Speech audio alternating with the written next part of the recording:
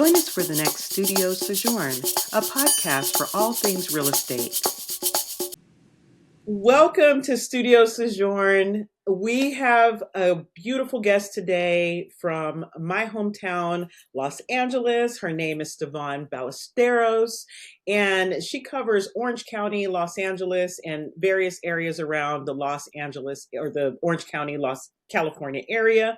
And I just want to say thank you, Styvonne, for taking time out of your very busy schedule to join us today. Studio Sojourn is a place where you can kind of let your hair down, relax. I've heard, a little birdie told me that she has a guest with her today. And so if her guest wants to make an appearance, then and if she could tell us a little bit about him or her, then that would be fantastic. But thank you so much for taking time out of your schedule. And I'm looking forward to getting into learning more about you today. Oh, thank you so much, Miss Monica. You're welcome.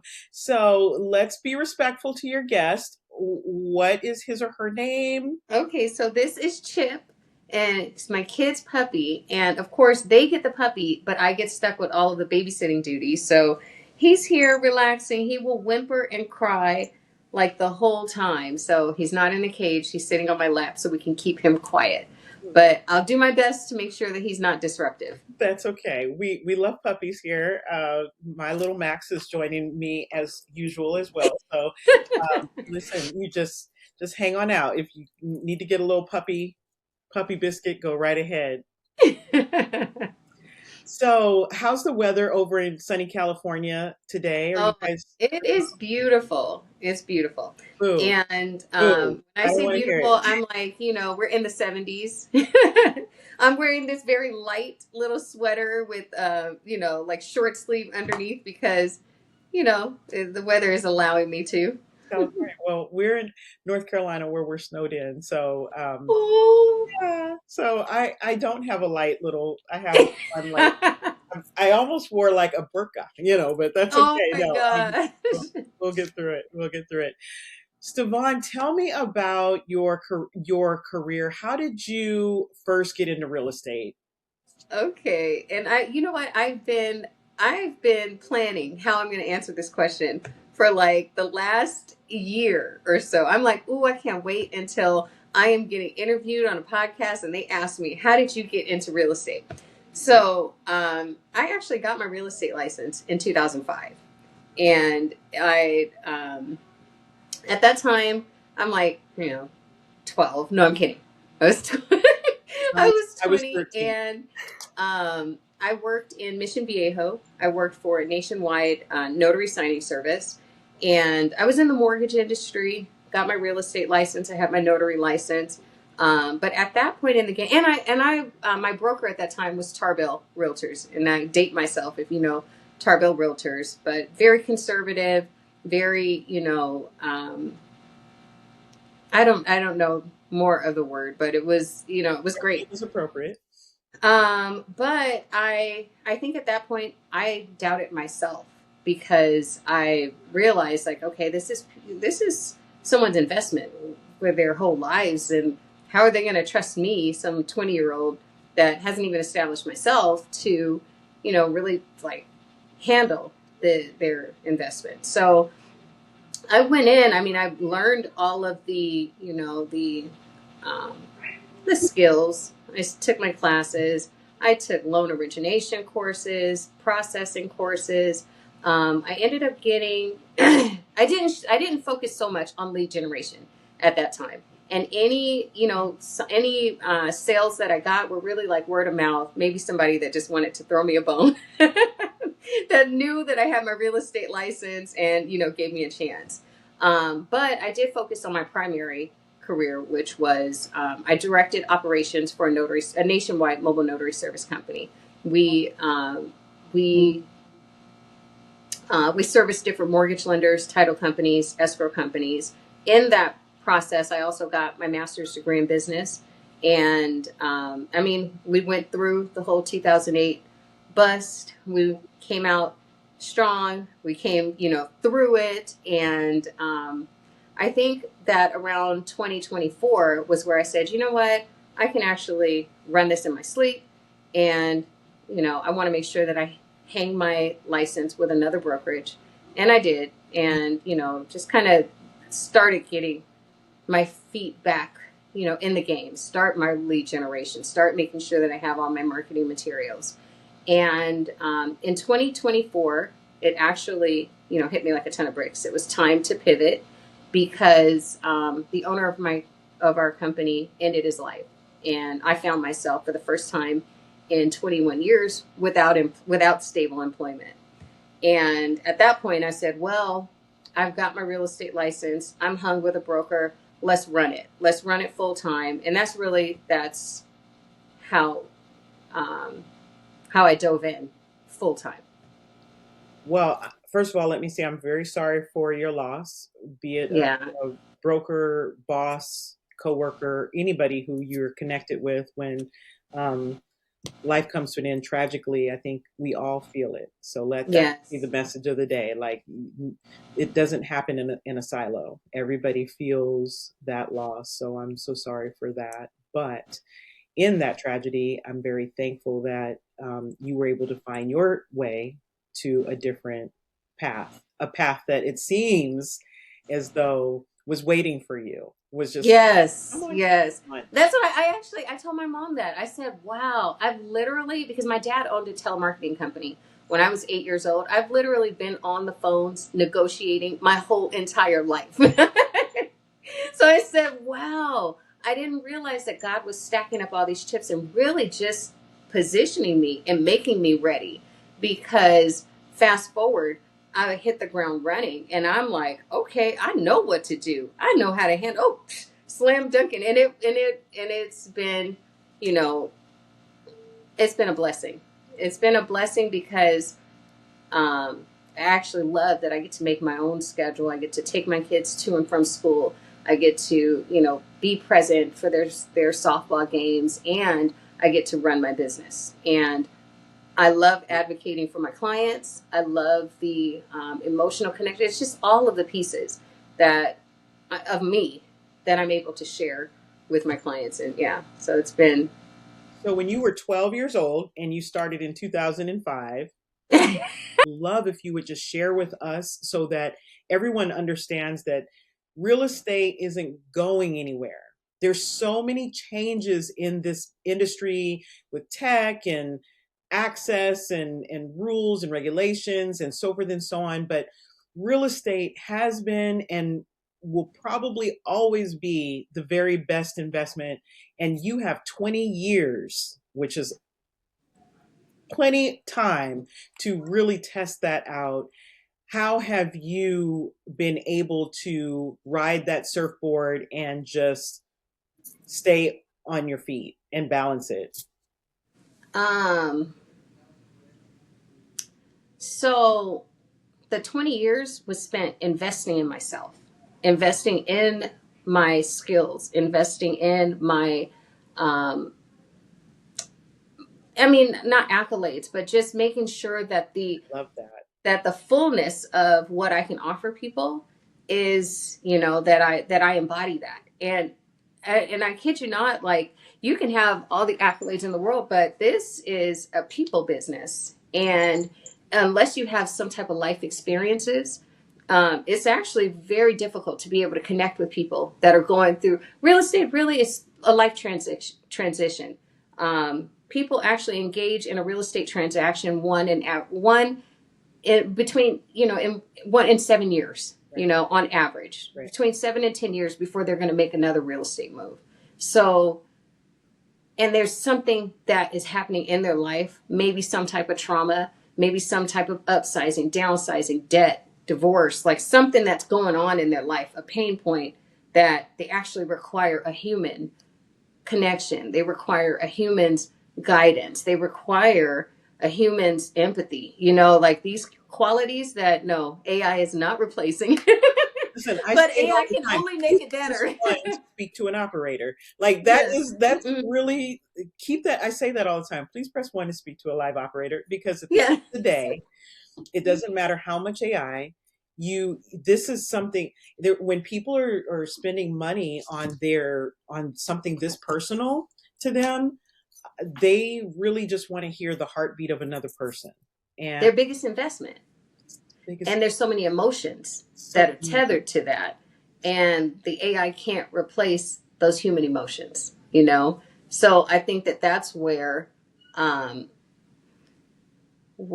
professionalism is able to make those connections. I tell her, 'cause I'm like, man, I'm a judge, I'm a therapist, I'm a doctor, I'm a house cleaner, I'm a gardener.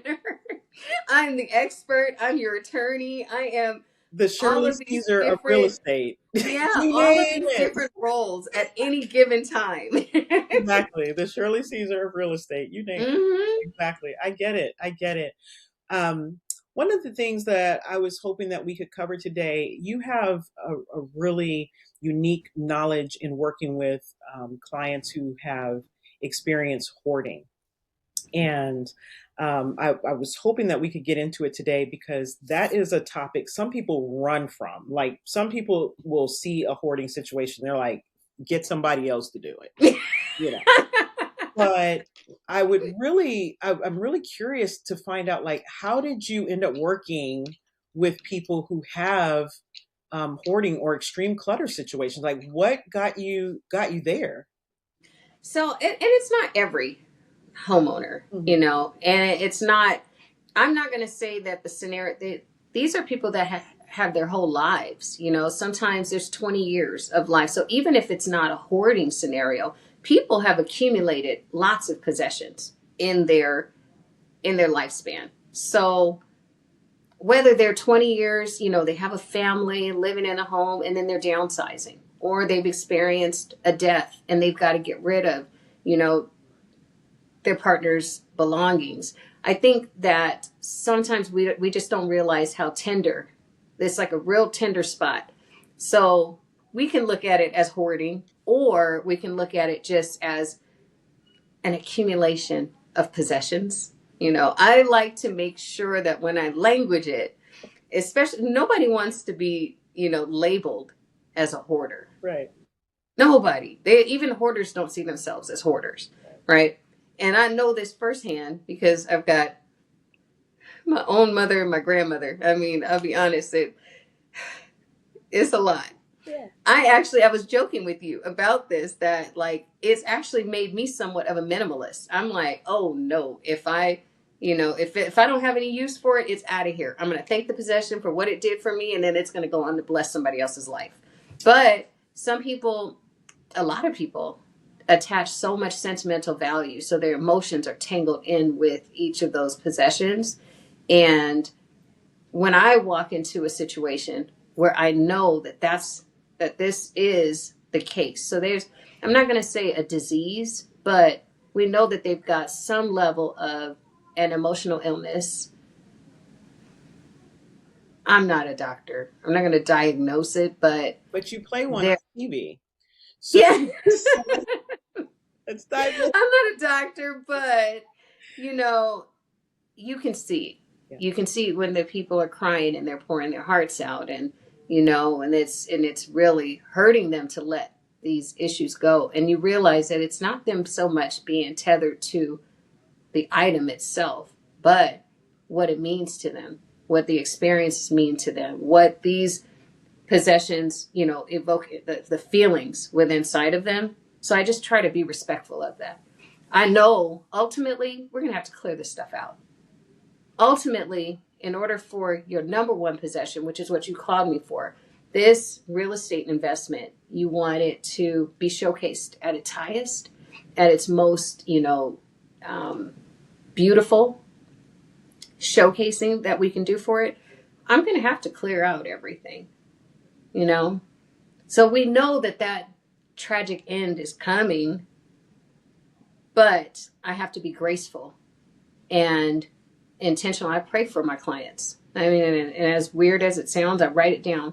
I had a client the other day where I knew we were planning the estate sale. And I said, this is going to be a real tough day for him. So I wrote down in my prayer journal, please, dear Lord, comfort his heart, allow him, the strength and the ability to let go, and, give him comfort, and just, that's kind of how I I work through it in the, I guess, in the spiritual realm. Mhm. um, Well, tell me and what's the difference between hoarding and just being messy? Like, because I understand, like, I walk into a lot of homes where I'm like, okay, we just need to clear all this stuff up, or we sometimes we have to be the housekeeper or pay for housekeeping. What's the difference when you're like, wait a minute, this is a little bit more than this is out of my wheelhouse? well, I think that is degrees. That is degrees of it. So let's say if it's messy and they're holding on to a lot of things and it's just clutter, well, maybe that's a level one, you know. But if it's so much that they're buried in it, that's a level five, you know. And usually level fives come along with some type of health issue. So now these possessions have not only cluttered their entire surroundings, but it's cluttered their physical vessel too. Hmm. So in those cases, oftentimes the people end up not being able to live in the home anyways. So now they're no longer there, you know. So if they get moved to an assisted living facility, or if now they're in the hospital, like you can see the difference of the degrees. Again, I'm not a doctor, and you really, when it comes to those um, very traumatic. Their family has to be there to help walk them through, you know. But I do my best to sit with my clients. If they're crying, I let them feel their emotions, you know, and I try to imagine what how I would feel if I were in their shoes, you know. These items, something usually, like I said, something traumatic has happened. So maybe they lost their loved one and they haven't been able to let it go. Well, now we're not just talking about letting go of these items, but we're talking about what it means to actually let go of the human, you know, that they had a connection with. Hopes, So, dreams that they might have seen in some of these items yeah, haven't yet manifested, or things that might have happened a long time ago. yes, I get that. So, yeah.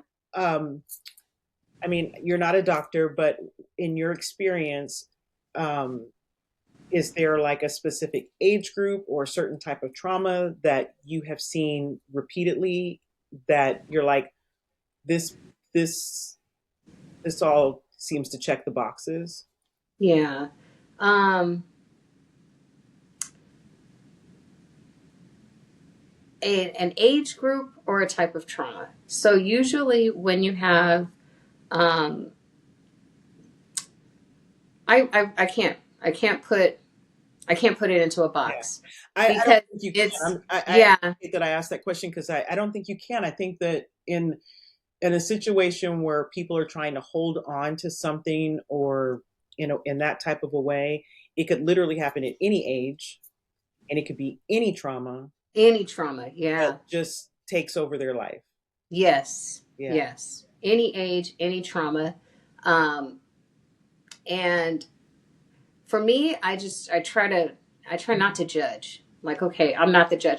And you got to be real delicate with the labels, because just because they may be, you know, in my eyes, they may be a hoarder, they actually may not identify themselves as a hoarder. And if you say that they're a hoarder, that could actually offend them very, you know, So how do badly. you build trust? How do you, when you walk in, and you identify like, okay, this is what's going on. What are some of the ways that you start to build the trust with them so that they're not embarrassed or overwhelmed? Yeah. Um, I sit with them in their space, and um, I just have a, you know, we got to have these tough conversations.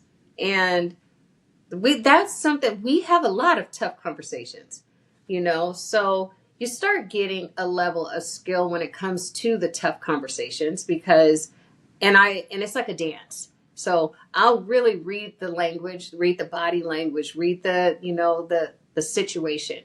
And you know, I don't know how to explain it. I gotta feel it. I Yeah, feel it. I'm like, hey, yeah. some people I can be like, now you know we got to get this stuff out of here. Other people, it's like, all right, now what I want you to do is go through and get the 10 most important pieces. If there was a fire tomorrow and you had to get the most 10, you know, the 10 most valuable pieces for you, let's start there. And you may be able to let them get 10 here, 10 there. Okay, now, let's go through and decide that we get rid of, 10 of these pieces. So 10 pieces that mean the least to you. And sometimes it can take months helping them to dissect through. Then once they've gotten the items that they want, then, I like the estate sale because for me, I'm like, okay, well, you're going to still get to make some money off of this. So all of these items here is 10,000 extra dollars. Would you like to see that in your bank? Right. So sometimes allowing them to know the monetary value that's just sitting in their home, But yeah, I think that Yeah, I lost we you. froze. Yeah, there we are. We're back. But yeah, like I said, it's a dance, and you just got to feel it. You feel it based on the human attributes of what can be considered pushy, what can be and you put a little pause on that. What can be considered if you're moving too slow. Sometimes you can move too slow, and then you won't get things done. So you got to really just be aware. Yeah. Are there ever any situations that you found in your market where just if the emotions run too high, let's just put it on the market and sell it as is? Oh yeah, that I had a client call me on behalf of his sibling, and of course he has no attachment to the possessions, and they wanted to just sell it as is. And Monica, I tried, okay, let me tell you, but I also have my own reputation too. I'm like, I don't want to have my picture. um, so I I have, okay, how do I say this the right way? I have my own standard of excellence where I actually, like, if I don't give it 110% of my best, then I'm not going to feel right.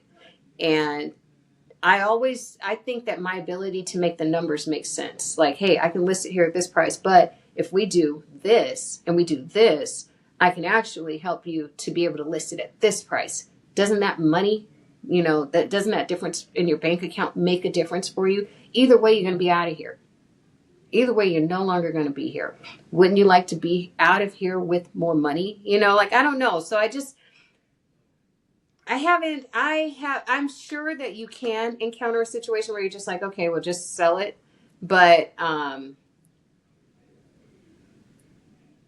haven't Yeah. had to do that personally. Yeah. And do you have like a team of people who can help you with like repairs that need to be done or Oh yeah. improvements? So Yeah. you've got your team. Yeah. We have our team for any listing. Yeah. And adding the estate sale company to my team was, that was game changer because they do the heavy lifting.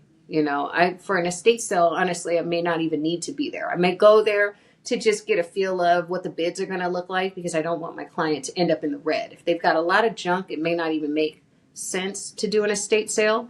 It may make more sense to just have the items cleared out. But if they've actually got some items that are of value, and even though we may not look, other people may look at it and not see a value, there are things that people that that actually have an eye for, they'll see the value. So I had a client like, oh, this is all junk, Stevan. I'm like, really? Those chairs are from the 40s. Like, somebody will pay some good money for that, even if you don't think that it's modern or let's let the professionals come in. I love that. And this part I love because I'm not much of a shopper. I don't really like to shop or anything. But I absolutely love the idea of like secondhand thrifting and estate sale type stuff because you never know what another person wants. Yes. You never know what another person wants. If you wanted it at one point, chances are somebody else wanted it. They probably made two of them or three or four. And the buyers for this market, they're either from, like they've got their own consignment stores or they'll put it online and they have a different market of buyers than what my client may have access to. So that's another thing where I let them know we're not doing a yard sale. your items are not going for 25 cents. Hmm. You know what I mean? We're doing an estate sale where they're actually marketing it to people that have an eye for, Specific for item. the quality. Yeah. Yes, I love that. I love. And I like the idea of putting money back in my client's pocket, especially if I can get you a certain help you net a certain amount of money that you can pour back into the house, so that you know what I mean, if it's been buried underneath the floors, like the last one I did, he actually had beautiful tile under, the carpet, and under the throw rugs, but you would have never been able to see it if you didn't lift it up. There were beautiful features of the home that I'm like, let me market this for you. Let me, showcase these beautiful assets. But as long as they're being covered up, nobody else will be able to see them. You know? Wow. I Yeah. think this is an important uh, public service announcement for why it's so important to work with a human realtor, because who is going to go into your home, pull up the floors, look underneath, and tell you the true value of it, other than someone who is experienced in the market? Like, and I know in your area there's lots of different types of communities like there are here, but what sells at the beach may not sell here, and what Right. sells in the mountains may not sell here. So sometimes there are certain features that a home may have that the person who lives there has grown a blind eye to. But anyways, Right. that's really beautiful that you had the opportunity to do that. um, what's some advice that maybe you can give families as they prepare for this type of situation? Okay. So what I do for my own house, that's what I'll start there, is seasonally. And trust me, I look at my kids and I'm like, oh my gosh, is she starting to pick up clutter habits? And they all know that I am like, I can service the clients all day, but I am 100% not. I'm like, I can't. It cluttered my. I can't have my mind cluttered, and if my space is cluttered, it's just for some reason I just personally can't. But my kids, I'm like, oh my gosh, they like to be surrounded by their little items. But oh, what was the name of that show? It was on Netflix. Oh my gosh, I let me remember it. Marie, Yes, Marie Kondo. how does it make Yes. you feel? Listen, she needs to come back. Her, Yes. because I literally will hold things and go, does it bring me joy? Yes, Does it yes, bring spark me joy. Does Yes, it that's spark exactly joy? what. And then if it Yes, doesn't, then I'm like, okay. And sometimes I have to put it away till later. And then when I come back to it again, does it spark joy now? And yes, yes. she So really, every yeah, 3 months. yeah. So for my family, that should happen. For my family, every 3 months, and it's perfect for the seasons because you got summer season. We're gonna have to remove our summer clothes anyways. We're gonna have to get ready for for the next season. So it's like a perfect opportunity, and then that way you're not mass. It's not too much all at once. It's just dealing with what's going on for this season. Putting away all of our summer stuff, putting away all of our summer clothes. Are you going to be able to fit this next summer? Okay. Well, then that goes to donations because we know now if it's something that you can wear for the next season, then I'm putting that aside for the next season. So I just kind of do it cyclically and every 3 months. Every 3 months. Okay. I like that. So every The change of the season. seasonally go through what sparks joy, what you can wear. And is there a time when And you papers, that'll give you the opportunity to face all of it. The papers, you can just kind of be purging along the way, and then give yourself new systems to organize it. I put the kids to organize all of my pots and pans because they start throwing stuff. If they do not maintain the order, then it becomes its own little clutter mess. I'm like, okay, you got Tupperware, you have the drawers, I mean, they're 10. so So, let's do this. So if hope maybe we can help somebody today. So let's go okay. through room by room. What are like the top two or three things that a person should get rid of? Let's start in the kitchen. You mentioned the Tupperware. If it doesn't If have you a don't have lid, lids, what's your yeah. advice for the kitchen? Yeah. What are the top three things we should be not So hoarding? I mentioned to you that my mom, she collects things. She loves shopping. Mhm. And I tell her, I'm like, Mom, that's something else. There's an issue that's beneath the surface that you got to deal with. Mhm. But she buys me all kinds of stuff too. So I'm constantly going through and I'll say, have I used it? If I haven't used it, then can somebody else use it? Have I? If somebody else can use it, then okay, then I'll give it away. If I don't think anybody else can use it, then it's getting tossed. Mm-hmm. So a lot of those kitchen gadgets that you really don't need, if you're really not using them, like they gotta go. They're taking up space. But some people use their gadgets, and if you use them, then it has a place. So I just go through, and I think it's tough to just put one name on each thing because what's useful to you may not be useful to me. What's useful to another person may not be useful to the other. So what I say is organize according to like your flow through the kitchen or through any room of the house. So any of my laundry stuff is all in the laundry room. That means, the starch, the iron, the ironing board, everything that's grouped like in usefulness, they all kind of gravitate together. And if I haven't used it, it's got to go. So, okay, I was going to ask you that. So, what's your time frame? Some people say if you haven't used it in a year, 6 months, what? 6 months. If 3 months, if in that 3 month period I haven't used it or I don't think I'm going to use it, it's out of here. Now, my husband is, let me whisper, he likes hoarding. He had to clean the garage. And I'm like, oh my gosh, when did it become Sanford and Son in here? Now, obviously, I'm being a little dramatic. Yeah. But he got the point. Because, and that's where I said, you really kind of have to meet people where they are. And these items, these things mean something to them. Maybe means something that they haven't dug beneath the surface for, So, and it's not my job to do all of that, just sometimes to help them see it. Okay, so the kitchen, we're going to get rid of anything that we haven't used in 3 to 6 months and reorganize. And reorganize. And you mentioned like lids, the Tupperware, if it doesn't have the top, get rid of it. And then you also said gadgets, if there's too many gadgets and you're not using them, don't use it.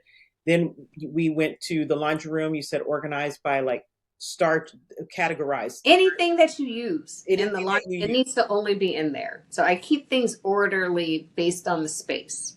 Now, okay. Yeah, again, it's hard because no, I think this is really a good thing to kind of talk about because some people, homes, especially for first-time home buyers, homes can be overwhelming. Like they don't even know. I have some clients that have been in their homes since they were young. And like you said, they bring their whole life with them. So, okay, so the kitchen, we're getting rid of all of that stuff. Then we move to the laundry room. And then you mentioned papers and that sort of thing. So like, what's a good system if somebody was to like say, take me through my house and what should I do to just like clear off the surface? If I'm in, what if I'm in my office? What should I be looking for to reorganize? So do you have a shredder in your office? So having a shredder is never. Okay. So if it's a paper that you do not need, and I don't want to hear all the receipts go into the shoebox. No, because we can scan those items. They get scanned and they get saved to the file, and then boom, the paper clutter. But this is just me, okay? Right. The paper clutter is out of here. But yeah. How many comforters should one have? Like, should we? Yeah, that's a good question. Should we have like? Should we only have like 2 or 3, or should? That's a good question.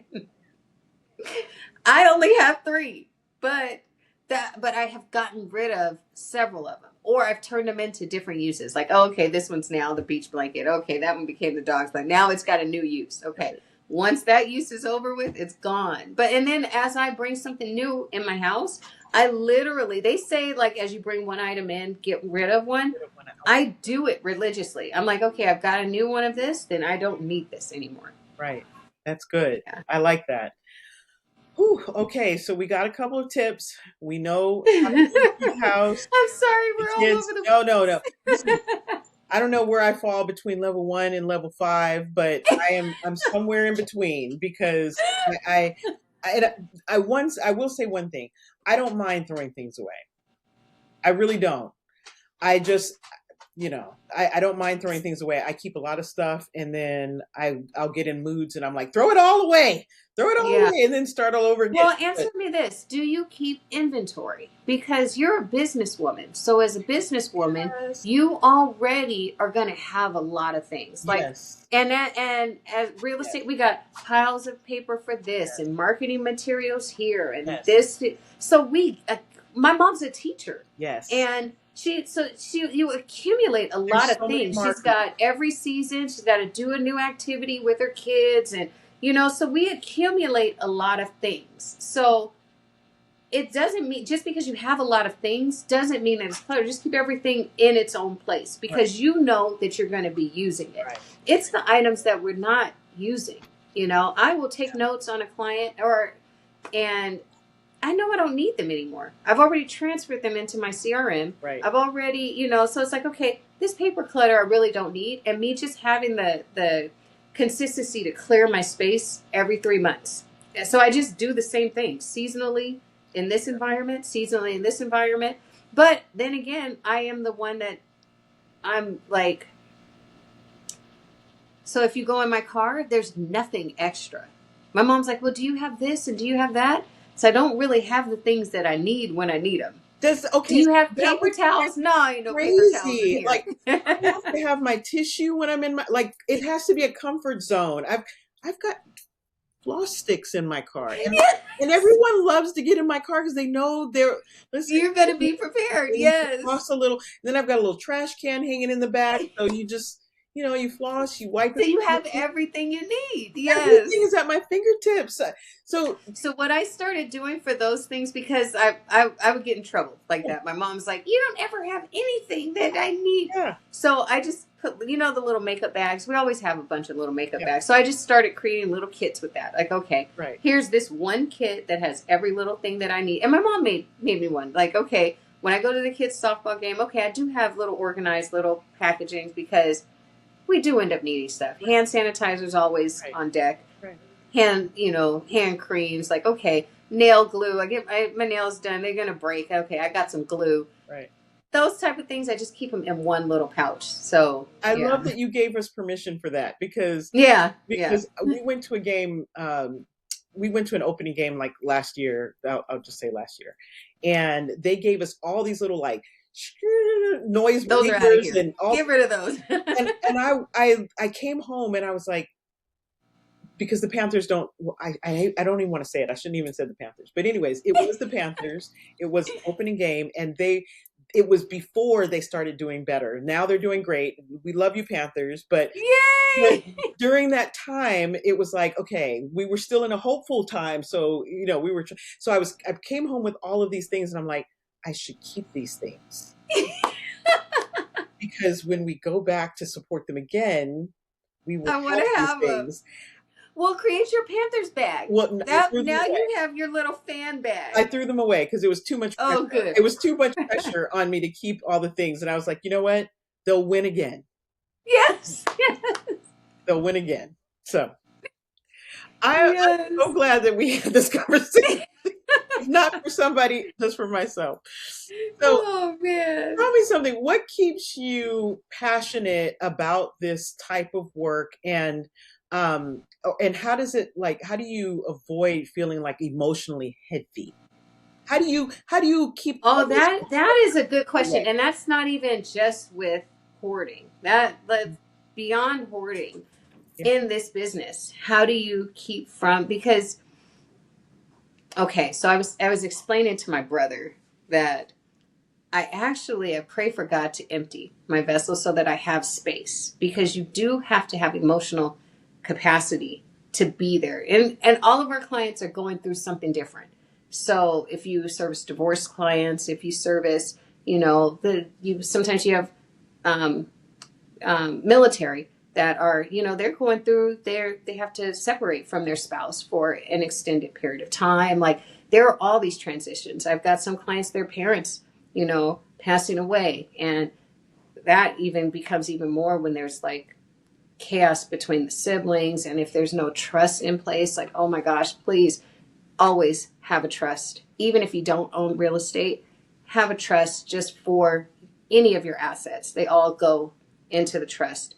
And even if you can't pay for an attorney to put it together, do LegalZoom, get it together, because nobody plans on dying, you know? And that, so the emotions that with that is can tear a family apart, but that's for an entirely different day. We'll bring a doctor on for that one. Yeah, that's for a whole different day. But I would just say that that when now I lost my train of thought. You were Oh, saying making like how space, you said you empty. I love that you said that. You said keeping you empty your space. vessel. You ask God to empty your Yes. So vessel. I told you about the prayers. So I pray for I decided that real estate can be very stressful. And I said, "Oh, I decided I'm going to let God do the heavy lifting." And being an entrepreneur, period, okay? Too much, there's worry, there's this, there's oh my gosh, it can go any direction. And I found myself being anxious all the time. And I'm like, I don't want to be filled with anxiety. I don't want to be snappy at my kids. I don't want to be snappy at my family. That's not how I want to show up. If I were to die tomorrow, I don't want to be remembered as mom was always upset. Mm-hmm. So I started being more intentional with my prayer life. And the prayer was for me to release all of my stresses, all my worries, the things that I can control. I will hone in on it. I will manage it to the T. That if it's something that's within my realm that I can take care of, I'm on it 110%. If it's something that's outside of my control, I release it to God and I let him do the heavy lifting. And I trust that it'll already be worked out. So there's nothing for me to even worry about. So I just say, here it is to you, Lord. And I know it's done. And I write down my prayers. So I write them into my little journal. I want my own war room, which here, I'm so happy they actually gave us an encouragement room. Okay. Yeah. So it's like the room is like, relaxing, and it's got like little peaceful. So if you're in the middle of a file that's like kind of got you, you have a special room that you can go to. And I watched The War Room. It's an old movie, but I'm familiar. my kids are like, Mom, you're watching that movie again? I'm like, yeah, I actually really enjoy watching it, just as like, in my pastime. So that's my war space. Is that okay? Let God do the heavy lifting. And it always works out. Every single time. I'm like, okay, well, let me just pray. So I pray for the emotional capacity to be there for my clients, the emotional capacity to be there for my family, and, for myself. I think that is the message of today in all aspects is let God do the heavy lifting. When it comes to lifting the stuff out of a home that has too many things, and when it comes to clearing your vessel so that you can help people. My dog literally just jumped off my. What are you doing, kid? All right. Yes. I think that's the message of the day is like let God do the heavy lifting, because that can help so many people. That can help the person who is having to get rid of the things, and how helping you who is helping them to clear your vessel so that you can help them do the heavy lifting. Like I feel like Yeah. that's really the message of the day. Yeah. Thank you, Stevan. Thank you so much. Can you please tell everyone how to reach you, and um, tell, any information that you'd like to give everyone about your business and how they can reach you and where you like to practice? Oh, thank you. Okay, so I am the founder of SMB Professional Services, and you can reach me on Instagram. It's Stevan.smb_real estate. And follow. I like follows. You can call me. My number is 840-336-4240. I'm a notary. Like you mentioned, I do service Los Angeles County, Orange County, but my primary is Inland Empire, so Riverside County. That's my home area, but I cover all of it. And yeah, Awesome. I think that's good. Thank you so much. And Thank you for having me. you're welcome.